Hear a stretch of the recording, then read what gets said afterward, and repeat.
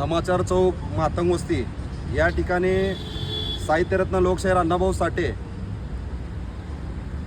अभ्यासिका उभारण्यात यावी म्हणून मातंग समाजाच्या वतीने गेल्या अनेक वर्षापासून या ठिकाणी मागणी होते। परंतु काही लोक जे स्थानिक प्रस्थापित लोक आहेत ते लोक त्या ठिकाणी चौकाचं सुशोभीकरण व्हावं असा प्रस्ताव मंजूर करून घेतल्यात।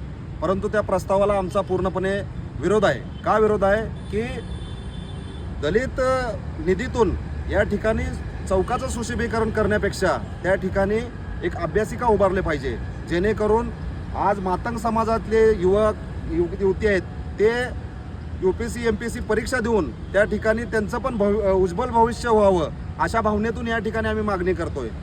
आज दलित निधीतून सरकारने दलित निधी निर्माण केलेला आहे, परंतु तो दलित निधी ह्याच्यासाठी की उपेक्षित वंचित घटकातला जो दलित पिछडलेला दलित आहे त्याचं उज्ज्वल भविष्य व्हावं म्हणून सरकारने ही उपाययोजना केली। परंतु त्या ठिकाणी महानगरपालिकेचे अक्रोर मॅडम त्यांचं काय एवढं ह्याच्यात इंटरेस्ट आहेत की ते नाही हे काय कॅन्सलच होऊ शकतं। किती तर निधी कॅन्सल झाल्या परत गेल्यात, परंतु आम्हाला ते चौक नको आहे। आम्हाला त्या ठिकाणी विद्यार्थ्यासाठी अभ्यासिका हवा आहे, जेणेकरून आपण म्हणतो मुलं शिकले पाहिजे, कारण विद्यार्थी हे देशाचं उज्ज्वल भविष्य आहे आणि विद्यार्थी घडला तर देश घडेल। परंतु या ठिकाणी हे जाणून बुजून खोडसाळपणा करतात की त्या ठिकाणी चौकाचं सुशोभीकरण झालं तर त्या ठिकाणी टिंगल टवाळके होणार आहेत, तिथं काय परिवर्तन होणार नाही।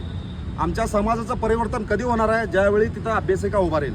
आमच्या या ठिकाणी मातंग समाजाच्या वतीनं अशी मागणी आहे, त्या ठिकाणी जर साहित्यरत्न लोकशाहीर अण्णाभाऊ साठे यांच्या नावाने जर अभ्यासिका उभारली नाही तर येणाऱ्या काळात सर्व मातंग समाज या ठिकाणी रस्त्यावर उतरल्याशिवाय राहणार नाही। आणि आमची या माध्यमातून अशी मागणी आहे, जे अधिकारी कोण अधिकारी असतील ज्याने हा प्रस्ताव मंजूर केलेला आहे, ज्याने खोडसळपणा केलेला आहे त्याच्यावर अट्रॉसिटीचा गुन्हा दाखल व्हावा या मागणीसाठी आम्ही येणाऱ्या काळात आमरण उपोषणला बसल्याशिवाय राहणार नाही।